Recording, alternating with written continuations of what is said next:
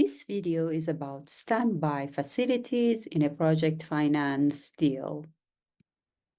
Project finance has two main rules. Rule number one, you need to start from scratch. So all the discussions that we hear from lawyers about project finance being a non-recourse, limited recourse, off-balance sheet financing, it means that in a project finance structure, you need to first set up a new company, which is called the SPV, Special Purpose Vehicle. It's a company that has a special purpose, like any other company. So this kind of accounting system or financing system is set up so that, as you can see here in this chart, we have this project company and all the liabilities and commitments are for the project company. You see here we have the project sponsors, and there is no flesh in between lenders and the project sponsors directly. So this means that if things go wrong, lenders, they cannot go to the shareholders' parent company and claim their asset. So everything is on the SPV level, all the contracts. Rule number two is that you need to deal with all these stakeholders. It's not a single player game. Project finance is a multiplayer game, and especially you need to raise leverage, and you need to get funding from lending institutions. So imagine you have a company which has zero balance sheet, and everybody is putting their commitment based on some future projected cash flows. So it's very important that you show all the stakeholders that you are mitigating the risks.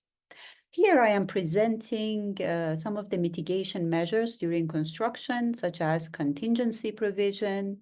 We have also insurance as another measure to cover the risk during construction, liquidated damages, contingent facilities, and today's discussion is about standby debt. So what is standby debt and standby equity?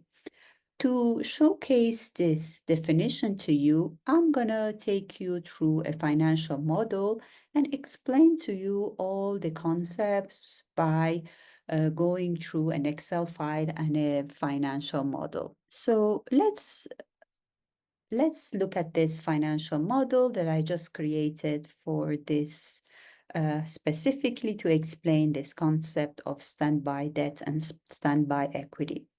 So as I said in the beginning, one of the main basically objective of a financial model is to do if analysis, I always say financial model is like a manifestation tool. You need to provide this flexibility to the users so that they can project themselves into the future and see month by month, year by year, what happens to the project. So now let's tell the story by looking at the financial model.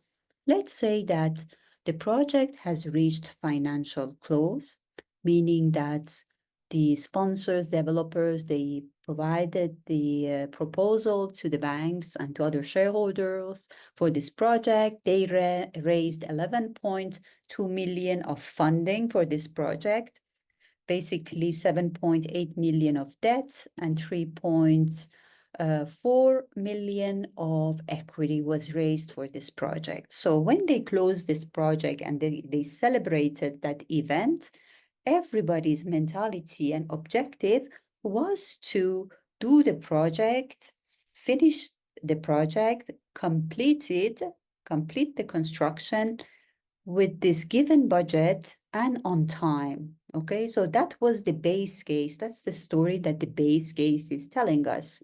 And sponsors, they are more optimistic, so they might even consider a case where they don't spend all the contingency provided in the budget, funded contingency, and they might have a positive scenario as well. However, what if what if we close this project? We go down the road 6 months during construction, we realize that there were some costs that we didn't estimate. For example, the SPV budget starts exploding. It happened to me in reality that, when I was comparing the budget with the actuals for the project, I could see that, every month in the report, I would see an increase in the SPV cost. And, I had to notify the project manager about it. So these things happen, or something unexpected happens and you have a 6 months, 12 months delay in the in the project. So how are you going to handle this? Let's look at the case here. In this model, I just created a CapEx sensitivity factor. I highlighted it in yellow because for now I'm constructing this model. So later I'm going to transfer these yellow lines in a separate sheet that I call risk analysis or sensitivity, whatever. And for now, I put it within the calculation sheet. So let's say that we apply 120% on all our base CapEx. What's going to happen? So first of all, unfortunately, I have a copy and paste. So I'm going to run my copy and paste. And let's see, we had a 13.4 million of project cost now, but our debts that we agreed upon, everybody agreed upon, and they committed this institution, if they want to raise funding and provide a loan, or shareholders, if they want to inject equity, they need to go to their boards. There is a long process of appraisal. They need to hire all the lawyers, all the consultants, financial advisors to do this kind of analysis for them. So once they go to their board and they sign the documents, it's very difficult to go back and tell them that we need more money. So let's see what's going to happen. In this case here, we have raised 7.8 million of debt in the base case at financial close. Now, when we came to construction, we realized that we have a 2.2 million gap in our funding, okay? And if you see here, I have the flexibility that I have in this model, which is very important and sometimes neglected, is to provide the financial model to do risk analysis. Because when we do structuring, we allow the model to change the debt sizing and the equity sizing because it's a structuring phase. But in reality, when we do these down case scenarios, when we have a case like this here, we want the users, the lenders, or the shareholders to have the ability to see the actual case that's going to happen. At that point in time, if they have cost overrun, it's not that easy to raise more debt and equity. You see, because first of all, you're down into construction. Most of these lenders, they have a maximum ceiling for each project so maybe they have already reached their maximum ceiling, so they cannot, provide more funding to this project. And also, even if they can, the process is taking very long. They need to rehire their consultants. Same thing with sponsors. As soon as they see that there is a problem with the project, they need to mobilize their lawyers, they need to mobilize their financial advisors, they need to mobilize the financial modeler to test and find a solution, okay? Same thing with lenders. So once the sponsors, they go with this problem to lenders would also take their time to understand the problem and to come up with the solution. So imagine at that point in time, this is causing a snowball effect on the project cost because it's going to cost more delay, more actual cost of consultants, and it's going to basically hurt the project. If instead we had already anticipated for this kind of issues and cost overruns and problems, one of the mitigation instruments is to go beforehand, before financial close, go and talk to this lending institution and to shareholders and to say, okay, we know that we have a budget and we hope that we're going to finish the budget and we're going to finish the project on budget. However, what if we cannot? What if we have a cost overrun? let's mobilize some instrument, let's put them aside, and in case we have issues, okay? So in this case here, in the example of 2.2 million, this model is allowing for this standby debt to be sized and later to be fixed, because the same thing as the base and senior debt and base equity, once you sign the standby loan agreement, you have a fixed commitment. So your model should also allow for fixing the maximum commitment from all the facilities included in the financial model.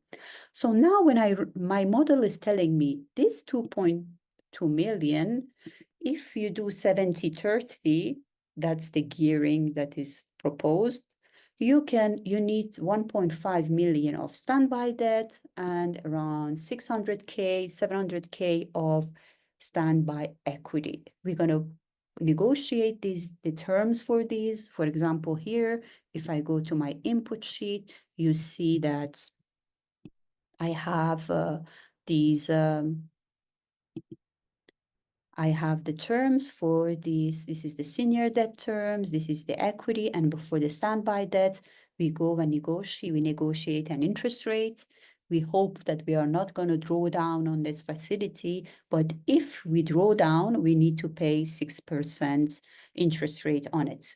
So these two costs that you see, standby commitment fee and standby upfront fee, we need to pay them in the base case even, right? Because commitment fee is calculated based on the undrawn amount of the facility. So even in the base case, when we assume that we have no cost overrun and no delay, we still need to pay commitment fee.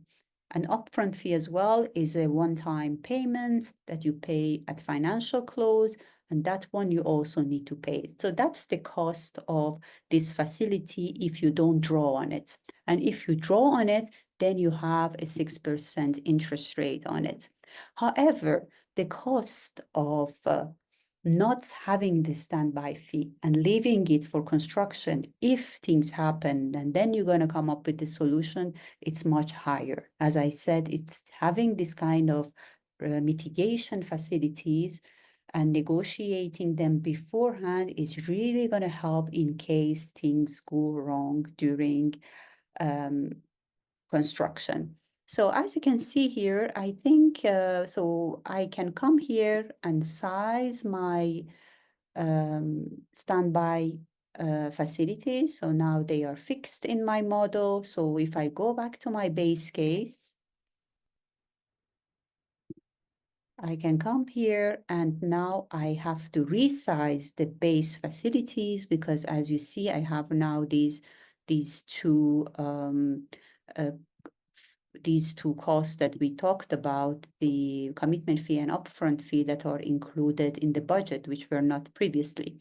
So now I have the right sizing of my facilities, and I also secured a 1.5 million debt and around 800K of equity in case things go wrong. So the basic message that I wanted to pass on in this video is that you need to allow both risk analysis and structuring in your financial model. When you do structuring, you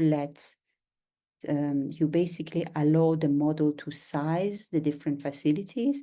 When you do risk analysis, you need to put yourself in the position of post-financial close, meaning that all the documents are signed and sealed, so you cannot raise more debt and equity, and then look at the situation in that prospect and find solution and mitigation measures. So that's all that I wanted to discuss today. There are so many other things that are related to this topic about the sizing of these facilities. One example that I showed you here is to do the down cases and size them. Sometimes it is also just a fixed percentage of EPC, for example, 5% of EPC is included as a standby debt, and equity may be funded based on a debt to capital ratio.